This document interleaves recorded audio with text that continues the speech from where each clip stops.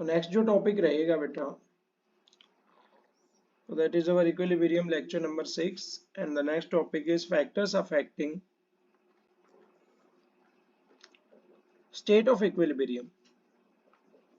Equilibrium state को कौन कौन से फैक्टर्स अफेक्ट करते हैं उसके बारे में पढ़ेंगे, और ये जो फैक्टर्स अफेक्ट करते हैं इनका किस तरीके से चेंज आता है उसे हम कहते हैं ली चैटिलियर्स प्रिंसिपल। क्या कहते हैं? ली चैटिलियर्स प्रिंसिपल। तो ध्यान से देखो, मान लो आपके पास कोई एक रिएक्शन है A gives B, और ये जो रिएक्शन है ये आपस में क्या है? इक्विलिब्रियम के अंदर है। इक्विलिब्रियम के अंदर कब होगी? जब रेट ऑफ फॉरवर्ड रिएक्शन किसके इक्वल होगा? रेट ऑफ बैकवर्ड रिएक्शन के होगा। That is our only first condition, and the second condition is concentration of A किसके इक्वल होगी? कंसंट्रेशन ऑफ बी के इक्वल होगी। तो that is our second condition. तो ये दो कंडीशन जब सेटिस्फाई होती हैं, only then we can say that the reaction is in equilibrium. अब मान लो इस इक्विलिब्रियम को हम चेंज करना चाह रहे हैं, हमारे पास जो स्टेट पैरामीटर्स होते हैं, इक्विलिब्रियम को हम चेंज कैसे करेंगे? तो ये A जब B में चेंज हो रहा है तो A के कुछ ना कुछ मोल्स होंगे, that is moles of A। B के कुछ ना कुछ और मोल्स होंगे, मोल्स ऑफ B। प्रेशर होगा, टेम्परेचर होगा, वॉल्यूम होगी। तो ये चार पैरामीटर्स, क्या कहते हैं इन चार पैरामीटर्स को? हम इन चार पैरामीटर्स को कहा जाता है स्टेट वेरिएबल्स। क्या कहा जाता है? स्टेट वेरिएबल्स का मतलब क्या होता है? अगर हम इन चीजों को वेरी करते हैं, वेरी का मतलब क्या होता है? चेंज करते हैं। चेंज करते हैं तो स्टेट क्या हो जाती है? है नहीं है। तो मान लो यहाँ से मैं मोल्स को चेंज कर रहा हूँ, प्रेशर को चेंज कर रहा हूँ, टेम्परेचर को चेंज कर रहा हूँ, या वॉल्यूम को चेंज कर रहा हूँ, तो उससे इक्विलिब्रियम पे कोई फर्क पड़ेगा क्या? बिल्कुल पड़ेगा। अगर हम कंसंट्रेशन को बढ़ा देते हैं तो थोड़ा बहुत इफेक्ट पड़ेगा, लेकिन उसी टाइम इक्विलिब्रियम क्या करेगा? उस इफेक्ट को रिड्यूस करना चाहेगा। फॉर एग्जाम्पल, मैंने एक ही कंसंट्रेशन को बढ़ाया तो इक्विलिब्रियम क्या है? खतरे में। तो इक्विलिब्रियम क्या करेगा? इस चेंज को अपोज करेगा। चेंज को अपोज करेगा, दैट मींस इक्विलिब्रियम क्या चाहेगा? कि कंसंट्रेशन ऑफ ए क्या हो जाए? डिक्रीज हो जाए। इसीलिए ये उस डायरेक्शन में फास्ट हो जाएगा जिस डायरेक्शन के अंदर ए की कंसंट्रेशन क्या हो रही हो? डिक्रीज हो रही है। आया नहीं है? आ गया? तो इसी को तो क्या कहते हैं? ली चैटिलियर्स प्रिंसिपल कहते हैं। फॉर एग्जाम्पल यहाँ पे हम स्टेटमेंट देखेंगे। We know that at equilibrium the state variables become constant। equilibrium के ऊपर के आप जो state variables है N, V, P, T, ये सारे क्या हो जाते हैं? constant का मतलब क्या हो जाता है? सेम, ये कोई भी चेंज नहीं करते हैं। If we disturb any state variable, अगर हम किसी भी स्टेट वेरिएबल को डिस्टर्ब का मतलब क्या है? कि हम उसको क्या कर रहे हैं? चेंज कर रहे हैं। अगर हम किसी भी स्टेट वेरिएबल को चेंज करते हैं, the reaction gate disturb, reaction भी क्या हो जाती है? डिस्टर्ब हो जाती है। And the reaction diverts itself, और वो रिएक्शन अपने आप को क्या कर लेती है? डाइवर्ट कर लेती है इन अ डायरेक्शन, उस डायरेक्शन के अंदर जहां पे डिस्टरबेंस क्या हो सके? कम हो सके। एंड या फॉर एग्जांपल अभी अभी मैंने आपको बताया था ए है, ये बी है। अगर मैं बी की कंसंट्रेशन को बढ़ा रहा हूं तो यहाँ पे आपके पास क्या कहते हैं? इक्विलिब्रियम उस डायरेक्शन में शिफ्ट हो जाएगा जहां पे बी की कंसंट्रेशन क्या हो सके? डिक्रीज हो सके। क्लियर है? तो पहली बात तो ये चेंज को क्या करेगा? अपोज करेगा, और उस अपोज करने के लिए वो उससे अपोजिट डायरेक्शन में क्या हो जाएगा? Shift. So if we disturb any variable, the reaction get disturbed and the reaction diverts itself in a direction where disturbance is reduced। Clear है? अगर इसकी स्टेटमेंट की बात करी जाए, स्टेटमेंट क्या होगी सर? तो ये इसकी स्टेटमेंट है बेटा। क्या? According to this, if any kind of reaction, किसी भी टाइप की कोई भी reaction is subjected to any kind of stress, उसके ऊपर किसी भी टाइप का कोई भी स्ट्रेस डाला जा रहा है, then the reaction proceed in a direction, वो रिएक्शन ऐसी डायरेक्शन में प्रोसीड होगी where the stress gets reduced, जहाँ पे वो स्ट्रेस क्या हो सके? रिड्यूस हो सके। क्लियर है? ये स्ट्रेस कितने टाइप से आ सकता है? एक तो कंसंट्रेशन की हेल्प से आ सकता है, या फिर प्रेशर, या फिर टेम्परेचर, या फिर वॉल्यूम, या फिर कैटलिस्ट, और एक फैक्टर और होता है हमारे पास इनर्ट गैस, उसको हम आगे पढ़ेंगे अभी। क्लियर है? अभी हम उसको नहीं देख रहे, हम किसको पढ़ेंगे, इनर्ट गैस को भी पढ़ेंगे। इज इट क्लियर और नॉट? नेक्स्ट है effect of change in concentration. अगर हम कंसंट्रेशन को चेंज कर देते हैं तो क्या इफेक्ट आएगा।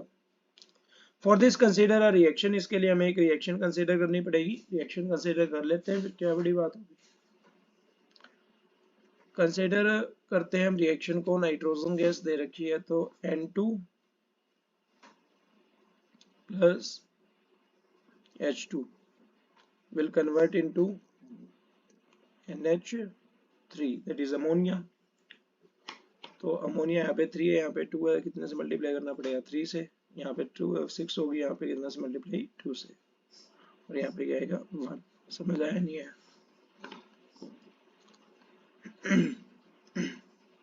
और ये किसके अंदर है, इक्विलिब्रियम के अंदर है। क्लियर है? तो if concentration of nitrogen gas is increase, मान लो मैंने इस नाइट्रोजन गैस को इंक्रीज कर दिया, नाइट्रोजन गैस की कंसंट्रेशन को। पहले मेरे पास एक फाइनाइट कंसंट्रेशन थी जो किसमें कन्वर्ट हो रही थी, H2 के साथ मिलकर अमोनिया में कन्वर्ट हो रही थी। अमोनिया फिर से किसमें कन्वर्ट हो रहा था, N2 प्लस 3H2 में कन्वर्ट हो रहा था। मैंने N2 की कंसंट्रेशन को बढ़ा दिया। बढ़ाने से क्या होगा, अरे वाह, इक्विलिब्रियम क्या हो जाएगा, डिस्टर्ब हो जाएगा। डिस्टर्ब होने से क्या होगा, फिर ये ऑपोजिट में। तो इक्विलिब्रियम क्या करेगा, अपने आप को चेंज तो चाहता नहीं है, वो चेंज को क्या करेगा, अपोज करेगा, अकॉर्डिंग टू ली चैटिलियर्स प्रिंसिपल, और उस डायरेक्शन में शिफ्ट होना चाहेगा जहां पे N2 की कंसंट्रेशन क्या हो रही हो। N2 की कंसंट्रेशन डिक्रीज किस डायरेक्शन में होगी, फॉरवर्ड या बैकवर्ड, बैकवर्ड में होगी सर। NH3 जो है वो किस में कन्वर्ट हो रहा है, N2 में कन्वर्ट हो रहा है। यहाँ पे N2 की कंसंट्रेशन क्या हो जाएगी, डिक्रीज। पागल, सारे के सारे पागल। NH3 is converting into N2 plus 3H2। यहाँ पे N2 बन रहा है क्या, अमोनिया से क्या बन रहा है हमारे पास, N2 बन रहा है। तो N2 बन रहा है तो N2 की कंसंट्रेशन बढ़ेगी या घटेगी, बढ़ेगी। बैकवर्ड रिएक्शन कैसे कह रहे हो आप, बैकवर्ड में तो N2 की कंसंट्रेशन बढ़ेगी ना, और हम क्या कर रहे हैं, N2 की कंसंट्रेशन को बढ़ा ही रहे हैं। तो ली चैटिलियर प्रिंसिपल क्या कहता है कि N2 की कंसंट्रेशन क्या हो जाए, डिक्रीज। तो डिक्रीज होने के लिए किसमें कन्वर्ट होना होगा, अमोनिया में। कि आपका जो N2 है वो रिएक्ट करे किसके साथ, 3H2 के साथ, और क्या बना ले, ammonia. That is your forward reaction. तो फॉरवर्ड रिएक्शन के अंदर नाइट्रोजन जो है वो हाइड्रोजन के साथ रिएक्ट करके क्या बना रहा है, अमोनिया बना रहा है। तो नाइट्रोजन की कंसंट्रेशन बढ़ा दी तो इसे ज्यादा जल्दी अमोनिया बनाना होगा। दैट मीन्स ये अपने आप को कौन सी डायरेक्शन में शिफ्ट कर लेगा, फॉरवर्ड डायरेक्शन के अंदर शिफ्ट कर लेगा। क्लियर है? The reaction will get disturb, reaction क्या हो जाएगी, डिस्टर्ब हो जाएगी। And it will proceed in a direction, वो उस डायरेक्शन में प्रोसीड कर लेगा in which the concentration of nitrogen gas is reduced, जहां पे नाइट्रोजन गैस की कंसंट्रेशन क्या हो रही है, रिड्यूस हो रही है। और वो जहां वो डायरेक्शन जिसके अंदर कंसंट्रेशन क्या हो रही है नाइट्रोजन गैस की, रिड्यूस, वो डायरेक्शन कौन सी है हमारे पास, फॉरवर्ड डायरेक्शन। समझ आया नहीं आया, क्योंकि बैकवर्ड में तो क्या हो रहा है, बढ़ रही है। क्लियर है, समझ में आया? It is to be noted, है ना, it is to be noted my Lord.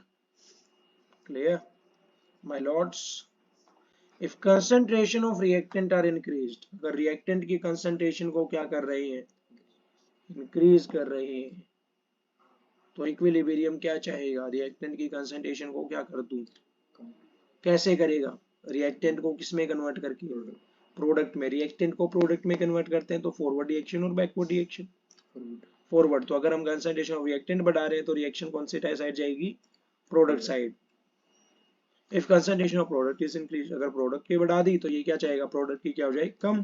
Product को किस में कन्वर्ट करना चाहेगा, रिएक्टेंट में। That is your backward reaction. समझ आया नहीं आया, और ये जो अपोज करके दूसरी डायरेक्शन में शिफ्ट करने का मतलब है, उसी को हम क्या कहते हैं, Le Chatelier principle. According to Le Chatelier principle अगर हम दोनों की कंसंट्रेशन को बढ़ा दें, तो आर को भी बढ़ा दिया और प्रोडक्ट को भी बढ़ा दिया, तो इक्विलिब्रियम तो मेंटेन्ड है गुरुजी। जितना इसको बढ़ाया उतना इसको बढ़ा दिया, तो इक्विलिब्रियम तो मेंटेन्ड है। जिस डायरेक्शन में चल रहा था उसी डायरेक्शन में चल जाएगा, forward as well as backward. अगर रिएक्टेंट को बढ़ाया तो प्रोडक्ट में कन्वर्ट हो जाएगा जल्दी, प्रोडक्ट को बढ़ाया तो रिएक्टेंट में कन्वर्ट हो जाएगा। समझ आया नहीं है? दोनों को बढ़ा देंगे, दोनों को बढ़ा दिया तो इक्विलिब्रियम तो है ही।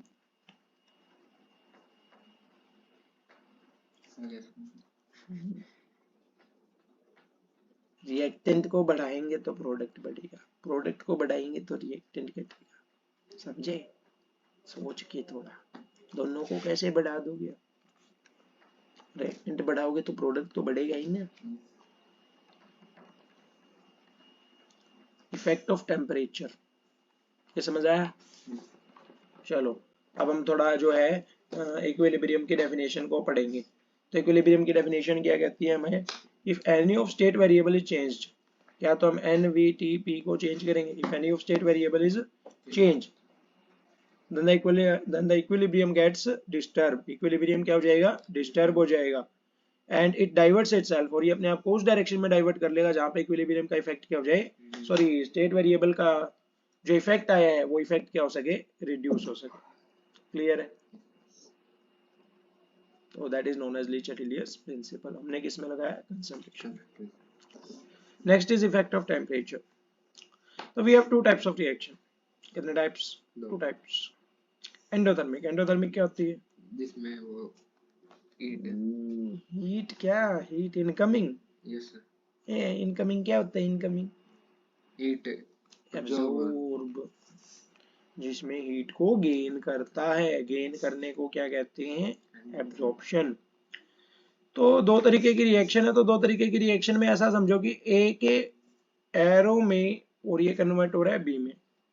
तो अगर एरो के ऊपर हीट का साइन लगा हुआ है, दैट मीन्स रिएक्शन कैसी है? एंडोथर्मिक है। और अगर ए के कन्वर्ट होने पे बी के साथ हीट का सिंबल लगा हुआ, मतलब हीट क्या हो रही है? रिलीज हो रही है। तो हीट रिलीज होती है तो क्या होता है? एक्सोथर्मिक। चलो इसको एक और तरीके से बोल के दिखाता हूं, देखना सेम है या अलग है। A is absorbing some heat and convert into B.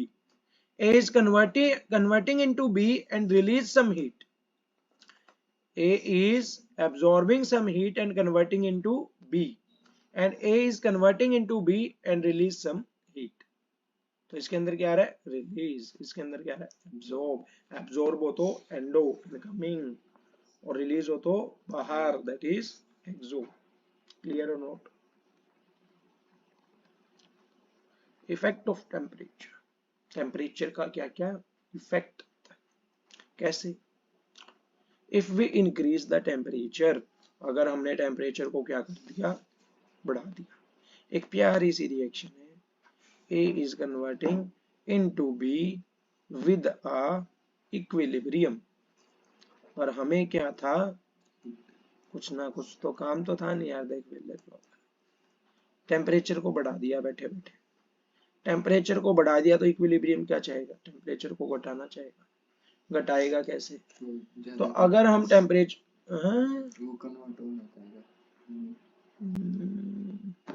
if we increase the temperature, reaction proceeds in such a direction, reaction उस डायरेक्शन में प्रोसीड हो जाएगी in which the heat is absorbed, जहां पे हीट क्या हो रही है? एब्जॉर्ब हो रही है। That means endothermic side is favoured. Endothermic side को क्या करेगा? फेवर करेगा। क्लियर? एंडोथर्मिक साइड को किस तरीके से फेवर करेगा? इस तरीके से कि मान लो रिएक्शन कैसी है?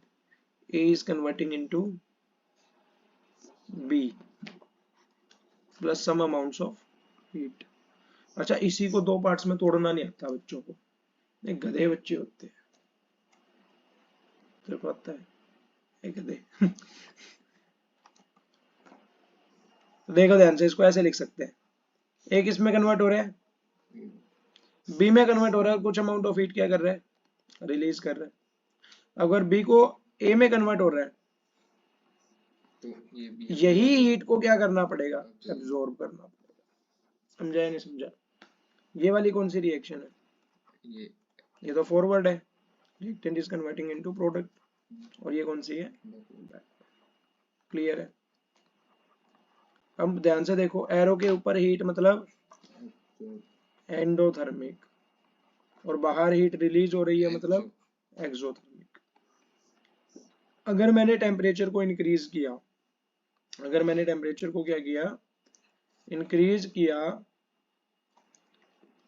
तो equilibrium proceeds in such a direction in which heat is absorbed. जहां पे हीट क्या हो रही है, एब्जॉर्ब हो रही है, that is endothermic side is favoured. Endothermic side कौन सी है? तो एक्सो है, एंडो है, तो ये वाली साइड क्या हो जाएगी, favour, that is backward reaction. समझ आया नहीं है? If we decrease the temperature, अगर हम टेम्परेचर को क्या कर देते हैं, डिक्रीज कर देते हैं, तो कौन सी साइड फेवर होगी? in such a direction in which the heat is released, that is exothermic। exothermic कौन सी है? फॉरवर्ड। तो इस डायरेक्शन में क्या हो जाएगा, that is your effect of temperature. अगर टेम्परेचर को बढ़ाएंगे तो कौन सी साइड जाएगा, एंडोथर्मिक वाली साइड। एंडोथर्मिक वाली साइड कौन सी होती है, जिसमें हीट को क्या करना पड़ रहा है, एब्सॉर्ब। और घटाएंगे तो एक्सोथर्मिक वाला साइड, जिसके अंदर हीट क्या हो रही हो, रिलीज। समझ आया नहीं है? नेक्स्ट जो कोई इफेक्ट आएगा बेटा, वो आएगा effect of change of pressure. Pressure को बढ़ाएंगे तो क्या होगा, if we increase the pressure it will take the reaction towards lesser number of moles, that is towards products। ऐसा सा है कुछ, देखो। अच्छा, इसमें प्रेशर वॉल्यूम का वेरिएशन आएगा, तो ध्यान से समझिएगा, ठीक है? अब इसको इधर ही समझा देता हूँ, स्पेस है क्या, इधर इसको तो भेज देते हैं। ये देखो,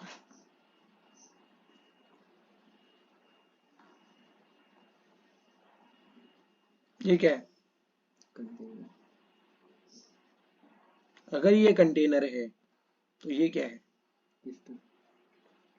अगर ये पिस्टन है तो ये क्या है, गैस। गैस के मॉलिक्यूल्स हैं। देखा, पकड़ा गया ना? गैस के मॉलिक्यूल्स हैं, तो ये वॉल्यूम कितनी है, कंटेनर के जितनी, लीटर, 1 लीटर वॉल्यूम ले रहा हूँ, ठीक है? अब मैंने क्या किया, प्रेशर को बढ़ा दिया, प्रेशर को क्या किया, बढ़ा दिया, ठीक है? ये कितने मोल्स थे, एक्स मोल्स थे। समझ आया नहीं आया? अगर मैंने प्रेशर को बढ़ाया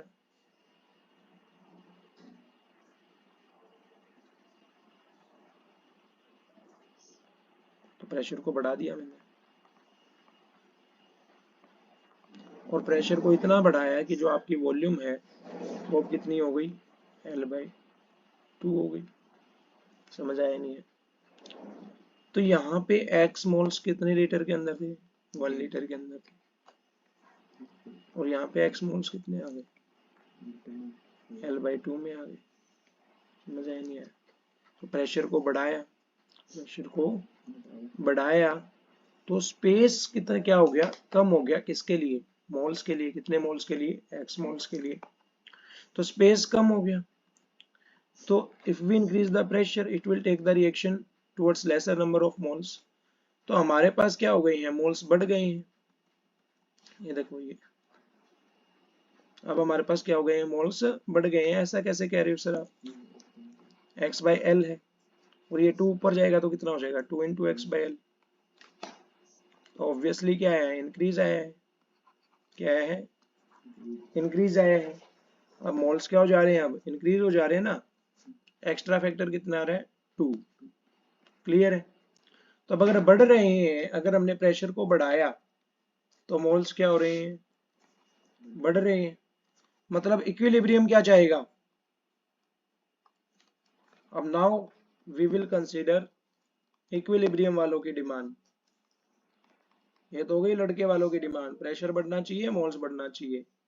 लेकिन लड़की वाले क्या कह रहे हैं, ना प्रेशर बढ़ाएंगे ना मोल्स बढ़ाएंगे, निकल लो चुपचाप। तो मोल्स घटा दिए। मोल्स कैसे घटाएगा, नहीं जी, उस डायरेक्शन में शिफ्ट कर देगा जिसके अंदर मोल्स क्या हो रहे हो, डिक्रीज हो। ज्यादा कुछ नहीं करना, ये इस 2 से डिवाइड कर दिया, 2 से मल्टीप्लाई कर दिया, ऐड कर दिया, कुछ सब्ट्रैक्ट कर दिया। अरे पागल हो क्या, करना क्या है, बस उस डायरेक्शन में शिफ्ट हो जाना जहाँ पे मोल्स क्या हो रही हो, डिक्रीज हो रही। कौन करेगा ये, इक्विलिब्रियम। क्यों करेगा, क्योंकि चेंज को क्या करना है, पोज करना। तो अगर हमने प्रेशर को बढ़ाया तो मोल्स क्या हो रहे हैं, इंक्रीज हो रहे हैं। मोल्स इंक्रीज हो रहे हैं, इक्विलिब्रियम क्या चाहेगा, अपोज करना। अपोज करना मतलब प्रेशर को डिक्रीज करना। प्रेशर को डिक्रीज, मोल्स को डिक्रीज करके करेगा। मोल्स को डिक्रीज कैसे करेगा, उस डायरेक्शन में शिफ्ट हो जाएगा जहां पे मोल्स क्या हो रहे हो, डिक्रीज हो रहे हो। जैसे कि मैं यहाँ पे एक रिएक्शन ले रहा हूँ, ध्यान से सुनिएगा। N2 प्लस 3H2, ये किस में कन्वर्ट हो रहा है, 2 मोल्स ऑफ NH3। ये समझ आया नहीं आया, आगे क्या, पक्की बात है। अब मैं आपसे ये पूछ रहा हूँ कि इसके अंदर मेरे को मोल्स ऑफ रिएक्टेंट बताओ कितने हैं,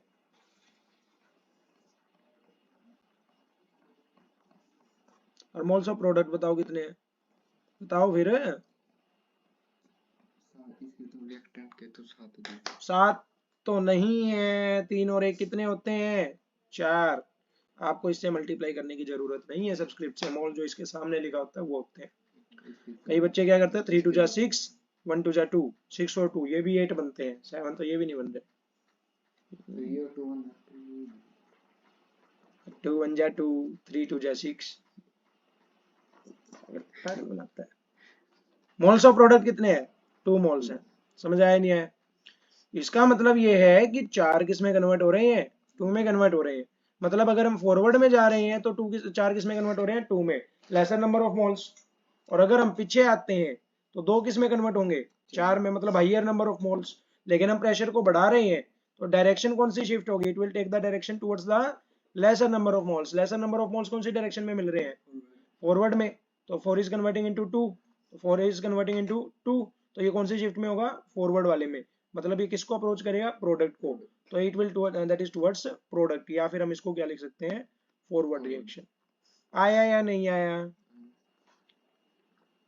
if we decrease the pressure, pressure को घटाएंगे तो मोल्स क्या हो जाएंगे, घट जाएंगे। मोल्स घट गए तो क्या होगा, इक्विलिब्रियम क्या चाहेगा, मोल्स बढ़ जाए।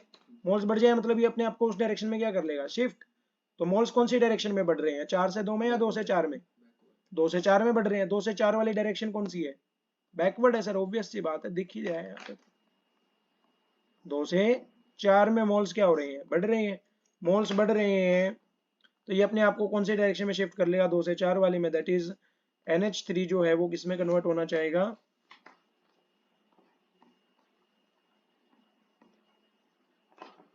3 moles of H2 plus 1 mole of N2 में। तो यहाँ पे मोल्स क्या हो रहे हैं, इंक्रीज और number of moles, that is towards reactants. कौन सी डायरेक्शन है ये, बैकवर्ड डायरेक्शन। ये समझ आया या नहीं आया, आ गया sir. Effect of change in volume, तो इसको भी हम उसी से समझेंगे, किससे, वो कंटेनर से। ठीक है, ये हमने पढ़ा प्रेशर और ये पढ़ लिया वॉल्यूम। तो फिर से बना लेते हैं, क्या बना लिया, कंटेनर बना लिया। ये क्या लगा हुआ है, पिस्टन लगा हुआ है। अंदर क्या है, मॉलिक्यूल ऑफ गैस है। वॉल्यूम कितनी है, L वॉल्यूम है। समझ आया नहीं है। अब मैंने क्या किया, नहीं मैं क्यों करूँ प्रेशर इंक्रीज, मैंने वॉल्यूम इंक्रीज कर दी। प्रेशर का तो कोई रोल ही नहीं है, बस ये है कि प्रेशर को बढ़ाएंगे तभी वॉल्यूम क्या होगी, इंक्रीज होगी। मैंने क्या किया, क्या डाल दी, molecules of gas. Now our volume will be, अब जो हमारी वॉल्यूम हो गई है वो कितनी हो गई है, x by 12, कितनी है 12। तो देखो ध्यान से, यहाँ पे मोल्स कितने आ रहे हैं, x मोल्स आ रहे हैं कितने लीटर के अंदर, 1 लीटर के अंदर। और यहाँ पे x मोल्स कितने लीटर के अंदर आ रहे हैं, 12 के अंदर। समझ आया नहीं है। तो यहाँ पे ये कम हो रहा है या ज्यादा हो रहा है, ज्यादा कैसे हो सकता है मेरे बेटे दीपू, ये तो बता रहा है। 1 mole of X by L, that is converting into 1 by 2 mole of X by L. तो हाफ हो गए ना, कितने हो गए? हाफ। और यहाँ पे कितने हैं? 1। समझ आया नहीं है? कोई दिक्कत किसी को? किसी को कोई दिक्कत नहीं है? इसमें लीटर की वो देखनी है जी, मोल्स घट रही है तो। हमें मोल्स पर लीटर देखने हैं। वॉल्यूम, वॉल्यूम किस में है? लीटर के अंदर है। तो यहाँ पे 1 लीटर के अंदर कितने मोल्स आ रहे हैं? एक्स। और यहाँ पे 1 लीटर के अंदर मोल्स कितने आ रहे हैं? एक्स ही आ रहे हैं, लेकिन यहाँ पे क्या हो गया? 1/2। क्लियर है? मतलब हाफ हो जाएगा इसी क्वांटिटी का। मतलब क्या हो रहा है? डिक्रीज हो रहे हैं मोल्स। क्या हो रहे हैं? डिक्रीज हो रहे हैं। पर लीटर मोल्स कितने आएंगे? यहाँ पे देखो ध्यान से, यहाँ पे 1 लीटर में कितने आ रहे हैं? एक्स आ रहे हैं, और मैंने स्पेस बढ़ा दिया। तो अब यही एक्स मोल्स कितने लीटर के अंदर आ रहे हैं? 2 लीटर के अंदर। मतलब एल के अंदर कितने आएंगे? x/2 आएंगे। मतलब मोल्स पर लीटर क्या हो गए? डिक्रीज हो गए। मोल्स पर लीटर क्या हो गए? डिक्रीज हो गए। तो मोल्स पर लीटर डिक्रीज हो गए, तो according to Boyle's law we know that pressure is inversely proportional to volume. So if we increase the volume, moles per litre decrease. अगर हम वॉल्यूम को बढ़ाएंगे तो पर लीटर के अंदर जो मोल्स आ रहे थे वो क्या हो जाएंगे? डिक्रीज हो जाएंगे। अभी अभी पढ़ के आए हम कि मान लो यहाँ पे आपके पास वॉल्यूम कितनी थी? लीटर। इसके अंदर कितने मोल्स आ रहे थे? X moles. अब मैंने वॉल्यूम बढ़ा के कितनी कर दी? 2 लीटर। तो 1 लीटर में एक्स मोल्स रहेंगे क्या? अभी भी नहीं सर, ये एक्स मोल्स तो पूरी वॉल्यूम के अंदर डिफरेंशिएट हो जाएंगे। तो यहाँ पे मोल्स क्या हो जाएंगे? डिक्रीज हो जाएंगे। होंगे या नहीं होंगे? मोल्स पर लीटर क्या होंगे? डिक्रीज। तो इक्विलिब्रियम क्या करेगा? शिफ्ट करेगा, जिसके अंदर मोल्स पर लीटर क्या हो रहे हो? इंक्रीज हो रहे हो। तो it will shift it into the direction in which moles are increasing. और मोल्स कौन से में इंक्रीज हो रहे थे? बैकवर्ड में। That is N2 plus 3H2 is converting into 2 moles of NH3, and 2 moles of NH3 is further converting into N2 plus 3H2. clear or not? तो 2NH3 किस में कन्वर्ट हो रहा है? N2 plus 3H2 में। तो यहाँ पे 2 से किस में कन्वर्ट हो रहा है? 4 में। और अभी अभी हमने पढ़ा कि मोल्स पर लीटर क्या हो रहे हैं? डिक्रीज हो रहे हैं। तो इक्विलिब्रियम क्या करेगा? अपने आप को उस डायरेक्शन में शिफ्ट कर लेगा जहाँ पे क्या हो जाए? इंक्रीज। इंक्रीज कौन सी डायरेक्शन में हो रहे हैं? 2 to 4 में। 2 to 4 कौन सी है? बैकवर्ड और फॉरवर्ड? बैकवर्ड। तो कौन सी डायरेक्शन में शिफ्ट कर लेगा? बैकवर्ड डायरेक्शन में। Thus the reaction move in that direction in which moles per liter is increased. समझ आया नहीं है? If we decrease the volume, अगर वॉल्यूम को डिक्रीज करेंगे तो मोल्स पर लीटर क्या हो जाएंगे? इंक्रीज। तो इक्विलिब्रियम कौन से डायरेक्शन में शिफ्ट होगा? जिसमें डिक्रीज हो रहे हो। डिक्रीज किस में होंगे? 4 to 2 में। That is N2 plus 3H2 किस में कन्वर्ट हो रहा होगा? NH3 में। और ये कौन सी डायरेक्शन है? Forward direction. तो कौन से डायरेक्शन में शिफ्ट हो जाएगा? फॉरवर्ड में। Therefore the reaction move in the direction in which moles per liter is decreased. समझ आया नहीं है? नेक्स्ट है introduction of inert gas. Inert gas कौन सी होती है? जिसको नहीं पता मैं बता दूं आपको। हाँ, जो किसी के साथ रिएक्ट नहीं करती है, चुपचाप अगर डाल भी दी तो कोई दिक्कत नहीं है भाई साहब, तो आराम से जाके बैठ जाएगी। और बैठने के बाद किसी को तंग करेगी क्या? जी नहीं, किसी को भी तंग नहीं करेगी। फॉर एग्जाम्पल यहाँ पे हम एग्जाम्पल लेते हैं। एग्जाम्पल क्या लेना? इनर्ट गैस का हमें पता ही है, नीना, नीना और करीना के 0 रन। तो that 6 gases are our inert gases. Inert gases का मतलब क्या होता है? इनर्ट का मतलब क्या होता है? नॉन रिएक्टिव, जो किसी के साथ रिएक्ट नहीं करती हैं। तो सिंपल सी बात है। क्या सिंपल सी बात है? इनर्ट गैस अगर हम इनर्ट गैस को डाल रहे हैं, तो मान लो ये आपके पास N2 थी, ये 3H2 थी, इज कन्वर्टिंग इनटू अमोनिया। तो इसमें मैंने एक इनर्ट गैस डाल दी, हीलियम। अब ये हीलियम इस N2 के साथ रिएक्ट करेगी क्या? H2 के साथ रिएक्ट करेगी क्या? अमोनिया के साथ रिएक्ट करेगी क्या? तो चुपचाप पड़ी रहेगी। चुपचाप पड़ी रहेगी, किसी के साथ रिएक्ट ही नहीं कर रही, तो इक्विलिब्रियम पे इफेक्ट आएगा क्या? जी नहीं। तो whenever inert gas is introduced in any reaction, कभी भी अगर इनर्ट गैस डाल दी जाती है, the inertness का मतलब क्या होता है? Non reactiveness of reaction occurs. तो ये इसकी रिएक्शन की इनर्टनेस आएगी बट डजंट इफेक्ट इक्विलिब्रियम, लेकिन इक्विलिब्रियम को अफेक्ट नहीं करेगी। इसमें भी एक पॉइंट है, कब करेगी इक्विलिब्रियम को अफेक्ट? तो inert gas introduced at constant volume, अगर कांस्टेंट वॉल्यूम पे डाली जा रही है, वॉल्यूम हमें क्या रखनी है, एल ही रखनी है, तो इफेक्ट नहीं आएगा, डज नॉट अफेक्ट इक्विलिब्रियम। लेकिन मान लो प्रेशर को कांस्टेंट रख दिया जाता है, प्रेशर को क्या रखते हैं, कांस्टेंट, तो क्या होता है कि ना कुछ टाइम तक तो प्रेशर कांस्टेंट रहता है, लेकिन कुछ टाइम के बाद वो धीरे धीरे क्या होने लग जाता है, डिक्रीज होने लग जाता है, वॉल्यूम क्या होने लग जाती है, इंक्रीज होने लग जाती है। या फिर प्रेशर तो गैस का है ना, अगर गैस कांस्टेंट प्रेशर लगा रही है, अब देखो ध्यान से, आपके पास एक कंटेनर था, इसको तो इरेज कर देते हैं, ये काफी इंपॉर्टेंट पॉइंट है, बच्चों को समझ नहीं आता कि इंक्रीज कैसे कर रहे हैं सर। एक कंटेनर था, इसके अंदर कौन सी गैस डाल रखी थी, N2H2, और ये मिलके क्या बना रही थी, अमोनिया।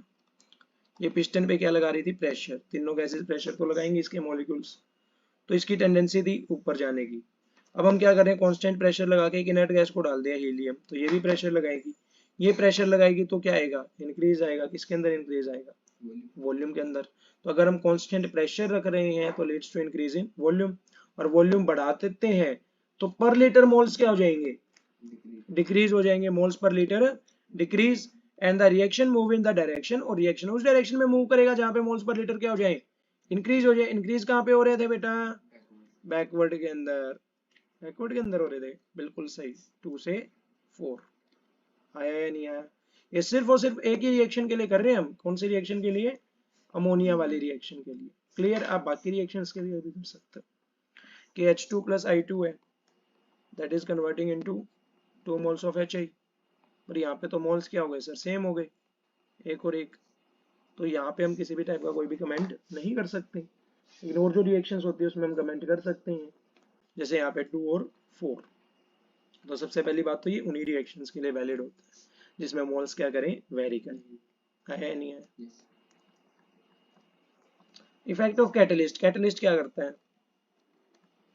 ये मैं पहले तो चलो करा देता हूँ, देखो ध्यान से। अच्छा, रिएक्शन स्टार्ट होने से पहले प्रोडक्ट की एनर्जी कितनी होती है, प्रोडक्ट होता है रिएक्शन स्टार्ट होने से पहले, प्रोडक्ट है ही नहीं तो एनर्जी कितनी होगी, जीरो होगी, तो प्रोडक्ट की एनर्जी कितनी है, जीरो है। रिएक्टेंट की कुछ ना कुछ एनर्जी होगी क्या, रिएक्टेंट की एनर्जी है लेट आर। अब इसको कन्वर्ट होना है प्रोडक्ट के अंदर, प्रोडक्ट के अंदर कन्वर्ट होने के लिए इसे कुछ एनर्जी चाहिएगी, और फिर क्या कन्वर्ट होगा, प्रोडक्ट के अंदर कन्वर्ट होगा। तो ये जो एनर्जी है ना, जो एनर्जी चाहिए किसमें कन्वर्ट होने के लिए, प्रोडक्ट में कन्वर्ट होने के लिए, इस एनर्जी को हम क्या कहते हैं, एक्टिवेशन एनर्जी। क्या कहते हैं, एक्टिवेशन एनर्जी। ये बाद में आएगा, अभी खास है नहीं आपके। अब मैंने क्या किया, इस रिएक्शन के अंदर डाल दिया कैटलिस्ट। कैटलिस्ट क्या करेगा, ये जो आपकी एक्टिवेशन एनर्जी है ना, इसको कम करके एक अल्टरनेट पाथ बना देगा। ये एक्टिवेशन एनर्जी को क्या कर दिया, कम कर दिया, और ये यहीं से कन्वर्ट हो गया किसके अंदर, प्रोडक्ट के अंदर। Activation energy gets minimum. Clear है? तो अगर एक्टिवेशन एनर्जी को कम कर दिया तो रिएक्शन क्या हो जाएगी, फास्ट। तो कैटलिस्ट क्या करता है, क्या तो रिएक्शन को फास्ट करता है या फिर स्लो करता है। क्वेश्चन इज दैट कि सर ये कैटलिस्ट जो है वो रिएक्शन के अंदर पार्टिसिपेट करता है क्या, तो बेटा कैटलिस्ट जो है वो आपका रिएक्शन के अंदर पार्टिसिपेट नहीं करता है, it will not participate into the reaction. समझ आया नहीं है? तो it just increases the rate of reaction without getting consumed, इसको कंज्यूम नहीं किया जाता रिएक्शन के द्वारा, जस्ट क्या किया जाता है, इंक्रीज किया जाता है रेट ऑफ रिएक्शन को। So that is all about this lecture, and tomorrow we will start our ionic equilibrium.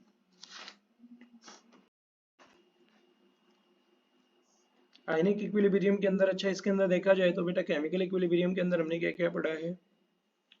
Chemical equilibrium के अंदर जो सबसे पहला टॉपिक हमने कवर किया था, अच्छा आप मुझे इसकी सीक्वेंस ऑफ सीरीज बना के ला के दोगे। जैसे पहला टॉपिक हमारा रेट ऑफ रिएक्शन या फिर इक्विलिब्रियम के बारे में, इक्विलिब्रियम के बाद फिर rate of reaction, rate of equation के बाद types of equilibrium, types of equilibrium के बाद केमिकल इक्विलिब्रियम, केमिकल इक्विलिब्रियम के बाद कैरेक्टरिस्टिक्स ऑफ केमिकल इक्विलिब्रियम, उसके बाद law of mass action, law of mass action के बाद केपी, केपी एंड केसी, और उसके बाद रिलेशन बिटवीन केपी एंड केसी, उसके बाद application of rate constant, application of rate constant 3 आई थी, extent of reaction, direction of reaction और कैलकुलेशन ऑफ रिएक्शन प्रोडक्ट्स या फिर रेट। उसके बाद एप्लीकेशन के बाद रिलेशन किसके बीच में, के डेल्टा जी और क्यू के बीच में। उसके बाद आज ही तो पढ़ा ली चैटिलियर प्रिंसिपल, क्लियर है। तो मेरे हिसाब से अगर कोई टॉपिक मिस नहीं हुआ है तो आपके 11 टॉपिक्स हैं, क्लियर है। If any topic is skipped from this topics तो आप उसको कंसीडर कर लेना है यहाँ पे, ठीक है। तो ये एक सीक्वेंस ऑफ सीरीज आपके पास बनी हुई होनी चाहिए, that is known as a sequence of series.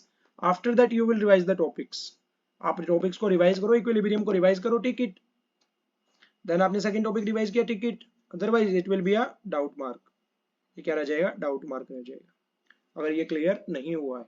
और क्लियर नहीं हुआ है दैट मीन्स आपको पता है कि आपकी दिक्कत कहाँ पे है, तो उसको उसी टाइम रिजोल्व करो, उसको उसी टाइम रिजोल्व करो एंड मार्क इट, क्लियर।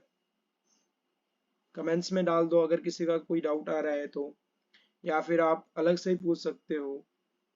तो अपने ये जो कॉन्सेप्ट्स हैं इनको क्लियर करो, when all the concepts are cleared then your chemical equilibrium is clear, clear है। अच्छा, इक्विलिब्रियम जो होता है वो आपका दो पार्ट्स में डिवाइड होता है, जैसा कि मैंने आपको बताया था। पहला पार्ट कौन सा था, केमिकल इक्विलिब्रियम, वो अब खत्म हो चुका है।